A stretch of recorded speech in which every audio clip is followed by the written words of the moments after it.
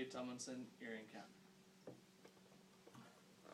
Identity theft is a very serious and very fast-growing crime. It comes in many shapes and forms, and it can also ruin your sense of mind, privacy, and security.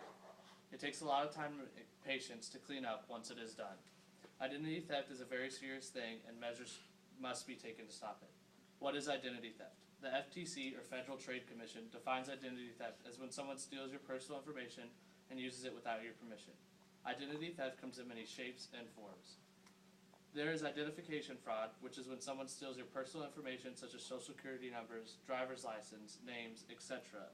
This is the most common of all identity theft and is the most identity thieves use. There is also credit card fraud, which is when someone steals your credit card or debit card and uses it without you knowing it. This example is growing very quickly as more and more people are carrying credit and debit cards instead of cash. The thieves can also get your information off of your credit or debit card and use it without you knowing it or without your permission. In our technology-filled world, another fast-growing example of identity theft is known as computer fraud. This is when the identity thief steals your information off your personal accounts on the internet or by tapping into your computer and stealing all of the information you have saved on it. This example is also very quickly growing as technology is also a growing field.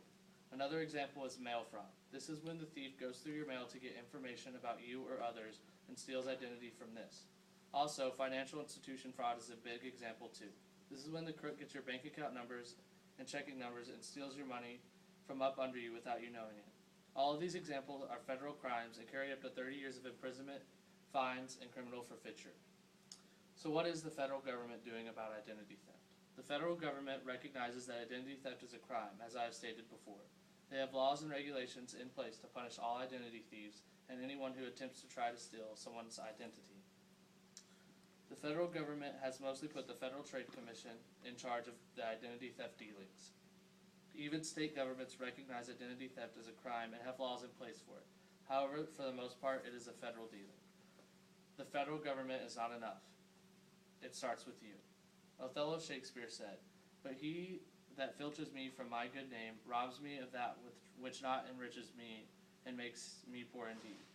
This quote is very true and relates to very much with identity theft. There is only one person that can stop identity theft, and that person is you. It may seem scary, but it is the cold hard truth.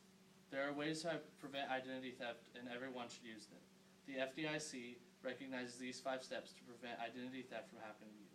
1. Protect your social security number, credit card, debit card numbers, personal identification numbers, passwords, and other information.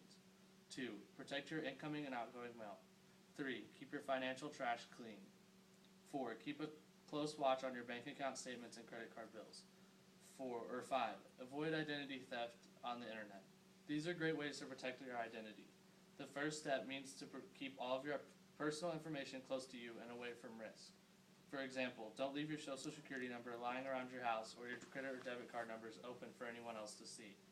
The second and third step go good together, and they mean to make sure that all of your mail with the names and addresses and etc. are away from danger.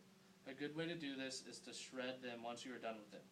There are examples of people going through trash cans and dumpsters to get someone's identity theft, so simply throwing them away does no good. The fourth step goes to say that you should watch your bank account balance and credit card statement, because if someone is using it without you knowing it, then you could easily catch on to it. The fifth step means to avoid giving your information to anyone on the internet. Even if it's someone you trust, someone else could get into that and steal the information that you gave up. If you follow these steps, you are on track to not getting your identity stolen. And with today's growing technology world, everyone should use these steps. As you can tell, identity theft is a very serious matter. It should not be tolerated by anyone, and everyone should take preventative measures to make sure their identity is safe. And always remember, your identity is only safe in your hands. Thank you for your time. Good job.